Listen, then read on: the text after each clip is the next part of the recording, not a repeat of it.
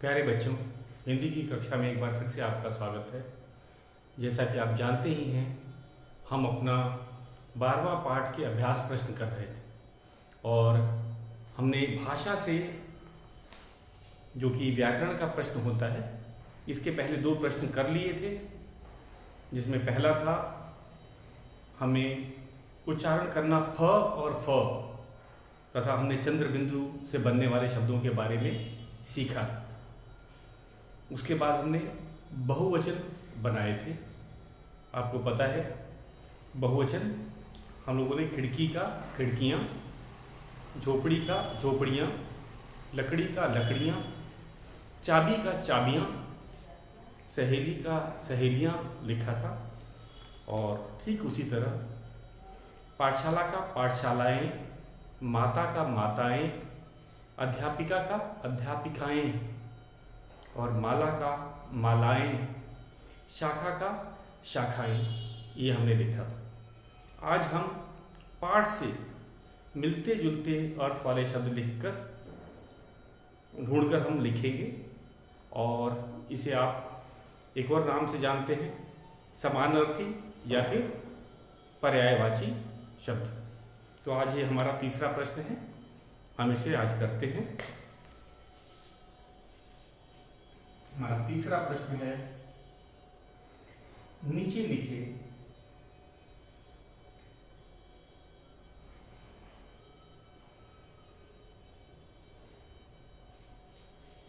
शब्दों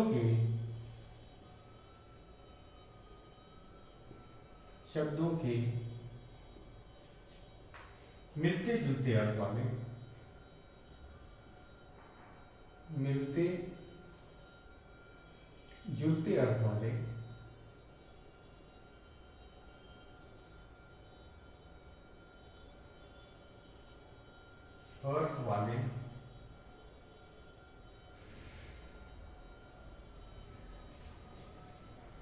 शब्द पाठ से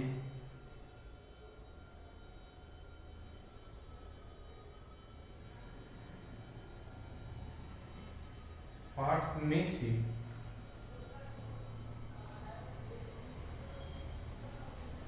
ढूंढकर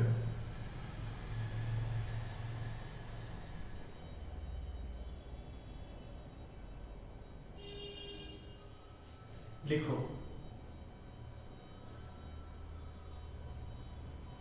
तो बच्चों, इसमें हमें समानार्थी या पर्यायवाची तो लिखना ही है, लेकिन वो हमारे पाठ से ही होना चाहिए।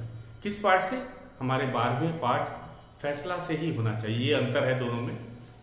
हम पर्यायवाची या मिलते जुलते या समानार्थी शब्द के नाम से इसे जानते हैं, लेकिन यहाँ पे ध्यान देना है कि जो शब्द हैं हमें उसे अपने पाठ में से ही ढूंढ कर लिखना है, पाठ से बाहर का नहीं होना चाहिए।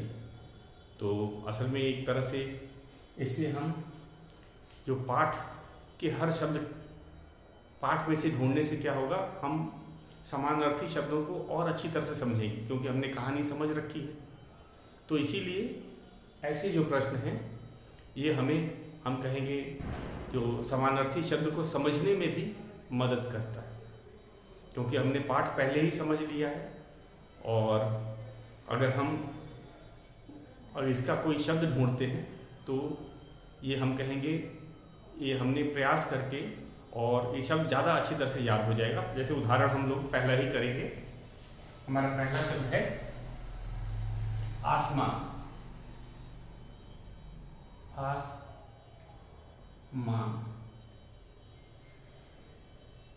आसमान का आकाश। आकाश में धुआं छाया हुआ था। जैसे मैं अभी पाठ से ही पढ़ के आपको सुना देता हूँ तो आपको समझ आ जाएगा कि इसका अर्थ ये हमने पाठ से ही चुना है। एक दिन राजन खेत से घर लौट रहा था। उसे आकाश में उठता धुआं दिखाई दिया। आकाश में, आकाश का मतलब आसमान, तो हम यहाँ आकाश लिखेंगे क्योंकि आकाश हमारे पाठ में दिया गया है।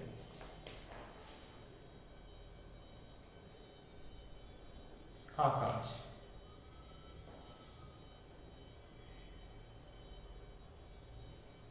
ठीक उसी तरह स्कूल।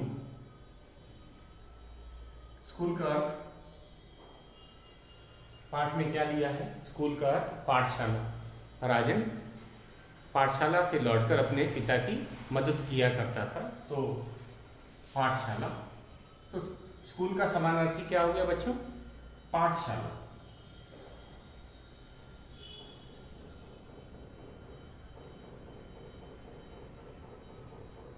यहाँ पे विद्यालय नहीं दिया गया, आपने ध्यान दिया होगा, विद्यालय शब्द नहीं दिया है पाठ में। हमारे 12वें पाठ में पाठशाला लिखा है, तो स्कूल का पर्यायवाची हम पाठशाला लिखेंगे, क्योंकि हमें अपने पाठ में से ही समानार्थी शब्दों को ढूंढना था। तो इस कारण से हम यहाँ पे केवल पाठशाला ही लिख रहे हैं, विद्यालय नहीं दिया था, इसीलिए विद्यालय नहीं लिख रहे हैं। मेरे ख्याल से अब आप इसको समझ गए कि हमें वही समानार्थी शब्द, वही पर्यायवाची शब्द या वही मिलते जुलते अर्थ वाला शब्द चुनना है जो कि हमें हमारे पाठ्य पुस्तक में दिया गया। अब हम आसानी से कार्य कर लेंगे। मेहनती,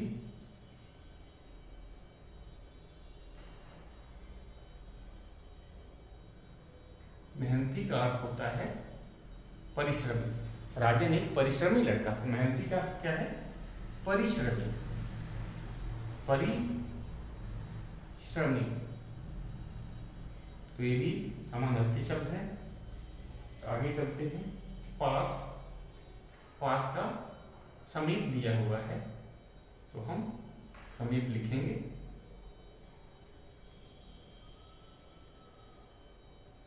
समीप। और भी शब्द हैं, 4 और शब्द हैं, उन सबको भी हम लिख लेते हैं। और बच्चों इसको आपको पाठ्य पुस्तक में करना है, जगह हमें पाठ्य पुस्तक में दिया गया है। जरूरत अगला शब्द है, जरूरत।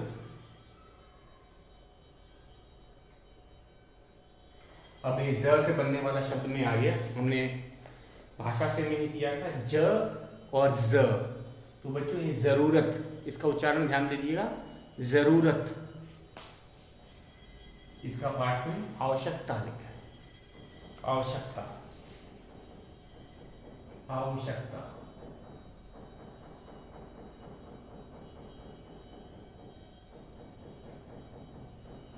आगे चलते हैं। पीड़ा,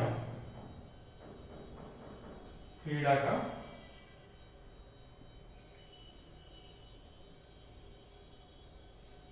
कष्ट, पीड़ा का कष्ट दे रखा है। और जगह का, जगह का स्थान,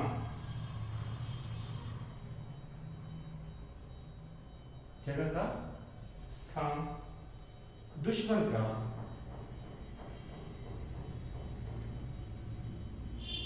दुश्मन का समानार्थी शब्द दे रखा है, शत्रु। दुश्मन का समानार्थी शब्द है शत्रु। ये हमारे पाठ में से लिया गया है। तो चलो हम आपको एक करके दिखा देते हैं, बता कर भी देते हैं। जैसे कि स्थान, जैसे जगह को क्या लिया हुआ है कि कुछ बच्चे गाय की सेवा कर रहे थे, उनके रहने के स्थान की सफाई कर रहे थे। स्थान का मतलब जगह।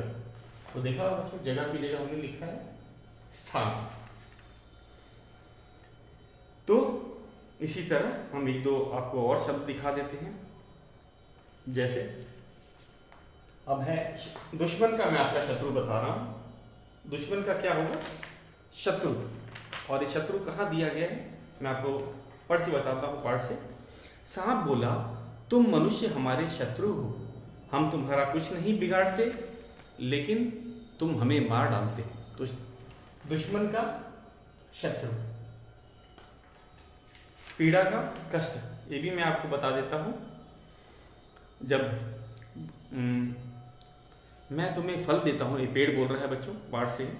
मैं तुम्हें फल देता हूँ, छाया देता हूँ, हवा को शुद्ध करता हूँ, पर तुम लोग मुझे कष्ट देते हो और काट डालते हो। तो बच्चों कष्ट जो है, पीड़ा का क्या अर्थ होता है? कष्ट।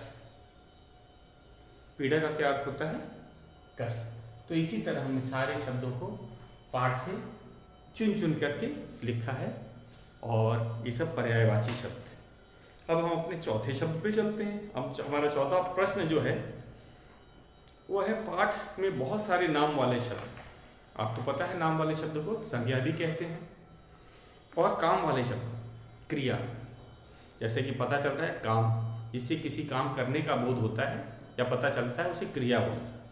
तो हमें पाठ में से संज्ञा और क्रिया शब्दों को चुनना है और हमें पांच संज्ञा लिखने हैं और 5 क्रिया शब्दों को पाठ से चुन करके लिखना है। तो ये हमारा चौथा प्रश्न है। तो बच्चों इसको एक बार देख लीजिए, आपने इसको नोट कर लिया होगा। नीचे लिखे शब्दों से मिलते जुलते अर्थ वाले शब्द पाठ से ढूंढ कर लिखो। एक बार मैं पढ़ देता हूँ, फिर हम चौथे प्रश्न पे चलेंगे और आपको ये प्रश्न पाठ्य पुस्तक में ही करना है। आसमान का आकाश, स्कूल का पाठशाला, मेहनती का परिश्रमी, पास का समीप, जरूरत का आवश्यकता, पीड़ा का कष्ट, जगह का स्थान, दुश्मन का शत्रु। तब हम चलते हैं अपने चौथे प्रश्न पे। ये भी व्याकरण से संबंधित प्रश्न है, इसी में भाषा से के अंतर्गत है।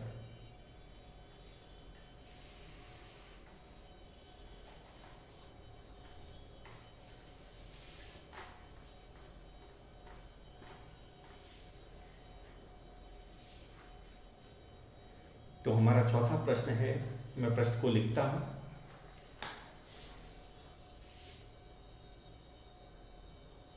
पाठ में बहुत से नाम वाले शब्द, पाठ में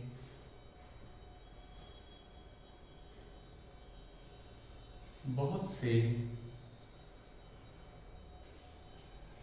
नाम वाले शब्द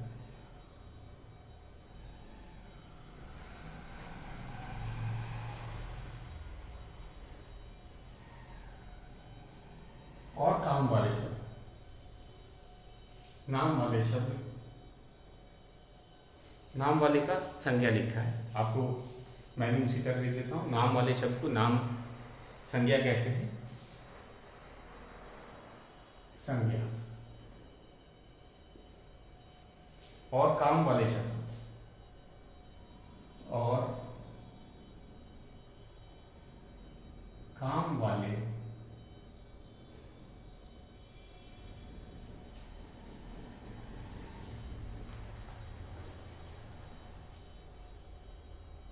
काम वाले को क्रिया।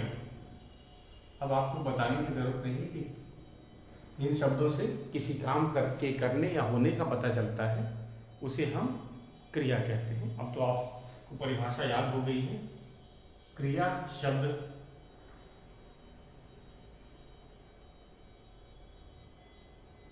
आए हैं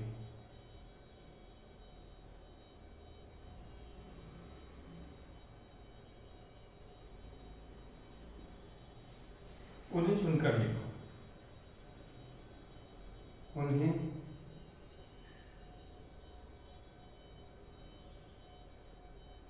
चुनकर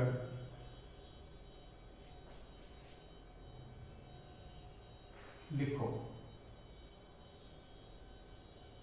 तो कौन कौन से शब्द हैं, एक एक करके हम लोग चलेंगे।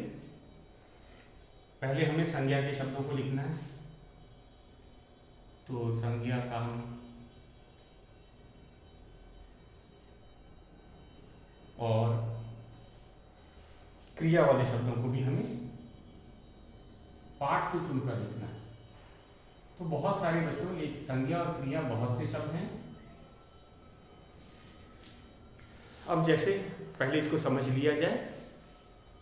असल में संज्ञा तो बहुत सारे हैं, हमें केवल 5 शब्दों को लिखना है। 5 स्थान बने हुए हैं, 5 जगह दिए हुए हैं, तो हम उन्हीं को पहले लिखेंगे। तो जैसे कि अब सीधा पाठ पे चलते हैं, आप भी अपने पाठ पे जा सकते हैं। जैसा कि राजन एक किसान का बेटा था। अब इसमें देखा जाए, पहला वाक्य जो हमारा है, पाठ का पहला वाक्य है, राजन एक किसान का बेटा था। इस वाक्य में हमें कितने कितने संज्ञा मिल गए? 3 मिल गए। देखा जाए तो पहले वाक्य में ही हमें 3 संज्ञा मिल गए। राजन नाम है, एक बच्चे का नाम है। किसान, किसान भी संज्ञा होता है। और बेटा, बेटा भी संज्ञा है। तो बच्चों, अभी तो जातिवाचक और व्यक्तिवाचक संज्ञा का भी भेद शायद आप में नहीं आया है ना, लेकिन ये तीनों संज्ञा है। तो पहले वाक्य में हमने देखा 3 संज्ञा है। राजन एक बच्चे का नाम, किसान जो खेती करता है उसे किसान कहा जाता है, और बेटा आपको पता है बेटा भी जातिवाचक संज्ञा होता है। किसान और बेटा जातिवाचक संज्ञा है और राजन व्यक्तिवाचक संज्ञा है। तो ये 3 हैं। तो हम ऐसी तरह हमें 5 नाम लिखने हैं। तो ये बच्चों बहुत सारी संज्ञा मिलेंगी इसमें आपको इस पाठ में। जैसे पिता हो गया, गांव हो गया, खेत हो गया, आकाश हो गया, धुआं हो गया। तो इसमें लकड़ी हो गया, बहुत झोपड़ी हो गया, दरवाज़ा हो गया, सांप हो गया, बहुत सारे संज्ञा शब्द हैं। तो हम कोई 5 शब्द इसमें से लिखेंगे। ठीक उसी तरह अब चलते हैं क्रिया पे। क्रिया क्या होता है? क्रिया वे शब्द होते हैं जिनसे हमें किसी काम के करने या होने का पता चलता है या बोध होता है, क्रिया कहलाता है। तो इसमें कौन कौन से शब्द हैं? जैसे उसे आकाश में धुआं दिखाई दिया। एक दिन राजन खेत से घर लौट रहा था।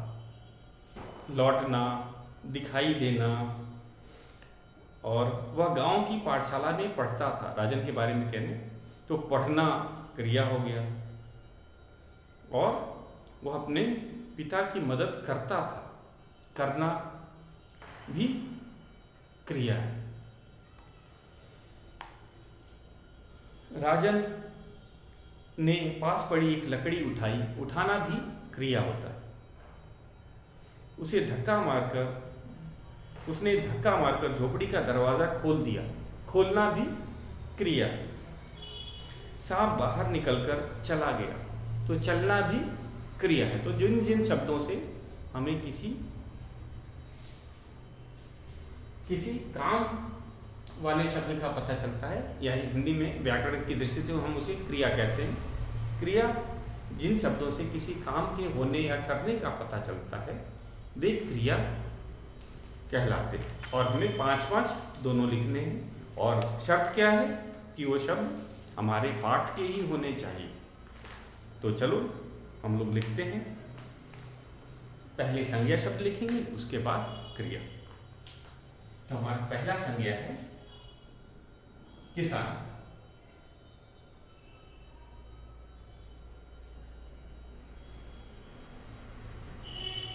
किसान के बाद राजन।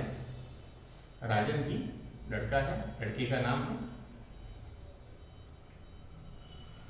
सांप, सांप भी जातिवाचक संज्ञा है। इस पाठ में ये सारे शब्द आए हुए हैं। सांप, राजन, राजन किसान का बेटा था, बेटा भी संज्ञा है। वृक्ष, वृक्ष ने सांप की तरफदारी की थी। वृक्ष। तालाब,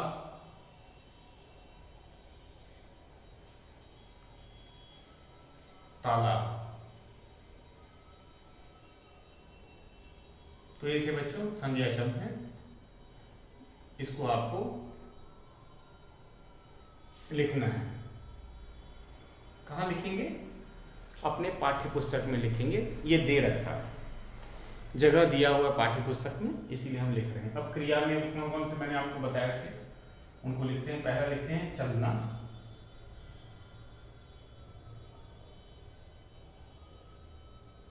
उसके बाद है काटना,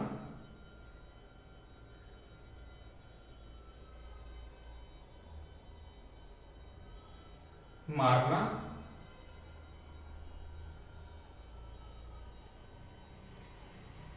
डसना, सांप डसता है तो डसना भी एक क्रिया है। डसना का अर्थ क्या होता है? काटना। आपको बताया था मैंने, सांप द्वारा काटे जाने को डसना कहते हैं। रेंगना, जिस तरह चलना क्रिया होता है, रेंगना। सांप बच्चों रेंग करके चलता है, आपने देखा है, उसके पैर नहीं होते हैं और वह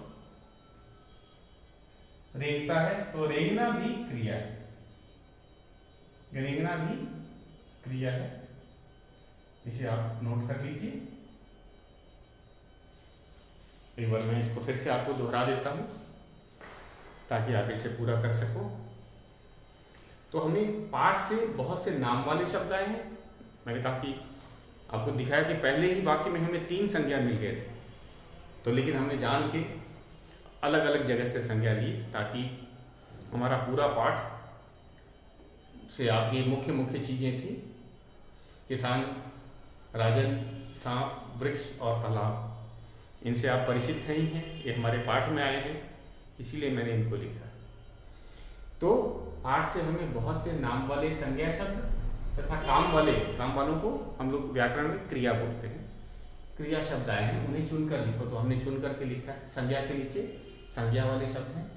पहला संज्ञा का शब्द हमने किसान लिखा है, दूसरा संज्ञा का शब्द है राजन, तीसरा सांप, चौथा वृक्ष और पांचवा तालाब। बच्चों इससे भी अधिक संज्ञा शब्द तो बहुत सारे हैं, 20-25 हैं हमारे, लेकिन हमने केवल मुख्य जो थे, जो आपको याद थे, वो मैंने छांट के लिखे। अब आ जाते हैं क्रिया शब्द। क्रिया का अर्थ होता है वे शब्द जिनसे हमें किसी काम के करने या होने का पता चलता है। तो इनमें हम चलते हैं।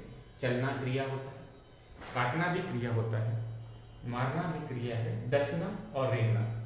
तो डसना सांप डसता है और रेंगना, सांप के चलने को रेंगना कहते हैं। तो मैंने इसके अर्थ भी आपको बता दिए। तो ये थे हमारे क्रिया के शब्द। ये कौन से शब्द है बच्चों? क्रिया। अब हम अपने 5वें प्रश्न पे चलेंगे, आप इसे नोट कर लीजिए। हमारा 5वां है वाक्य बनाकर लिखो। तो इसको हमें वाक्य बना करके लिखना है और जैसा कि आप देख रहे हो 5वां प्रश्न, इसे हमें नोटबुक में लिखना पड़ेगा क्योंकि स्थान नहीं दिया है। तो इसमें 3 कोष्टक दिए हुए, 3, उनमें से हमको चुनना है और सही वाक्य बनाना है। तो मैं वाक्य कितने बनाने हैं? 5 वाक्य बनाने हैं। तो मैं शुरू करता हूँ। इसमें हमें लेकिन, की और इन सब का प्रयोग करना है। ये सब क्या है बच्चों? ये वाक्यों को जोड़ने वाले योजक शब्द हैं। तो इसे लेकिन, की और का हमें प्रयोग करके 5 वाक्य बनाने हैं। तो मैं इनको लिखता हूं। ये हम अपने 5वें प्रश्न पे चल रहे हैं।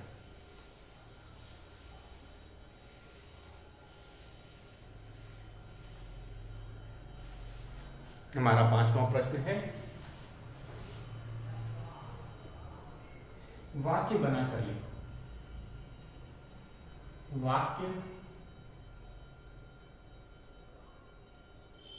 बनाकर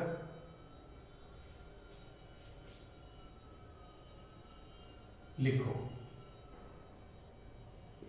तो कौन कौन सा है? क, हमारा क वाला जो भाग है। किरण ने कहा। देखो इसके अंदर पहला है किरण ने कहा कि वह आज स्कूल नहीं जाएगी। तो छोटी की जो होता है वो कारण बताने के लिए हम प्रयोग करते हैं। तो जब भी हम छोटी ई का प्रयोग करते हैं तो कारण बताने के लिए ही उसका प्रयोग किया जाता है। तो इसका मैं लिखता हूं, आप भी साथ साथ लिखते जाइए। किरण ने कहा,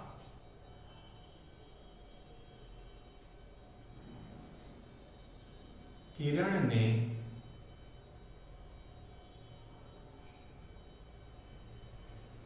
कहा कि यहां पे हम की का प्रयोग कर रहे हैं, इसीलिए मैं इसको जरा रेड पेन से भी निशान लगा देता हूं। ताकि आपको समझ आ जाए कि हमने किस योजक का प्रयोग किया। किरण ने कहा कि वह आज स्कूल नहीं जाएगी, वह आज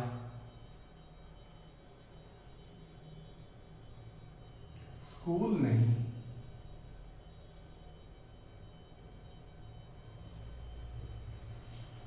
जाएगी।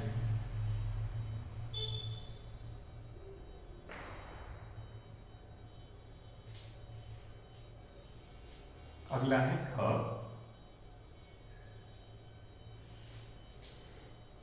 हमारा यहाँ पे हमने की का प्रयोग किया है।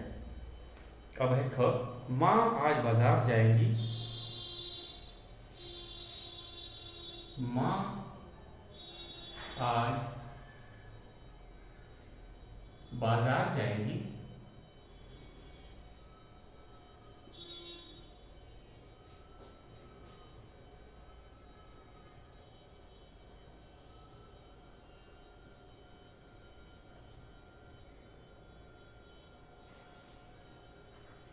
लेकिन मुझे, अब यहां पे है लेकिन का प्रयोग कर रहे हैं हम।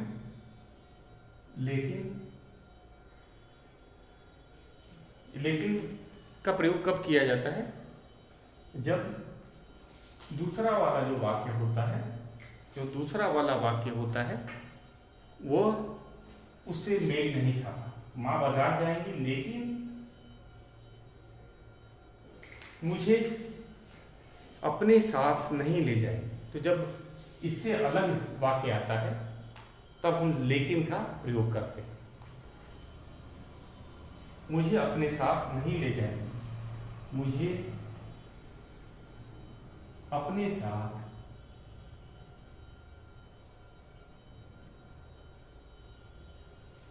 नहीं ले जाएंगी, नहीं ले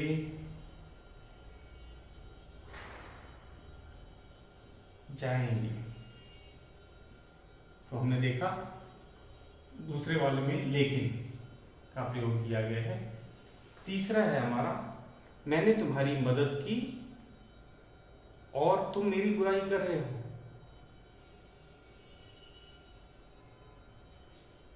मैंने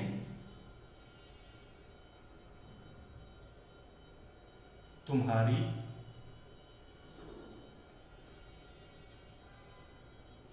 मदद की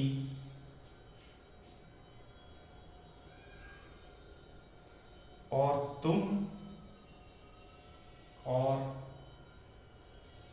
तुम ही मेरी बुराई कर रहे हो।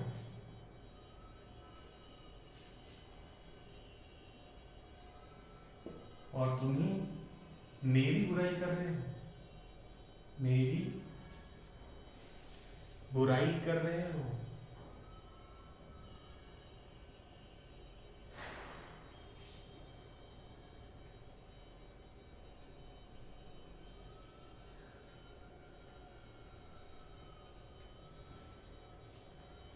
तो बच्चों यहाँ पे और का प्रयोग किया है वाक्यों को जोड़ने के लिए। तो और से भी जब हम उसी से संबंधित कोई चीज बताना चाहते हैं तो और का प्रयोग करते हैं। तो फिर से एक बार देख लेते हैं हमने यहाँ पे किन किन चीजों का प्रयोग किया है। कि जब हमें कारण बताना होता है, जैसे किरण ने कहा कि वह आज स्कूल नहीं जाएगी, तो इसका हमने कहेंगे कारण बताया, रीजन बताया, तो की का प्रयोग किया। लेकिन मतलब अगर इसके विपरीत आता है, जैसे माँ आज बाजार जाएंगे लेकिन मुझे अपने साथ नहीं ले जाएंगे, मतलब कि इसमें जब नहीं का आता है उससे विपरीत होता है अर्थ, तो हम लेकिन लगाते हैं। तो पहले वाले से मेल नहीं खा रहा है, वहां उनको लेके नहीं जा रहा। अब और है इसी का है, मैंने तुम्हारी मदद की और तुम ही मेरी बुराई कर रहे हो। तो इसी के आगे ये जोड़ने के लिए हम इसका प्रयोग करते हैं कि और तुम ही मेरी बुराई कर रहे हो, मतलब कि तुम्हें इसी से संबंधित है कि तुम्हें बुराई नहीं करनी थी। मैंने मदद किया है और तुम ही मेरी बुराई कर रहे हो, तो उसी का ये तो जोड़ने के लिए योजक में इसमें और का प्रयोग किया गया। तो बच्चों इसमें अभी और भी वाक्य बचे हैं जिसे हम कल करेंगे, और फिर अब करने की बारी भी है, उस पर भी हम कल चर्चा करेंगे। तो आज के लिए बस इतना ही।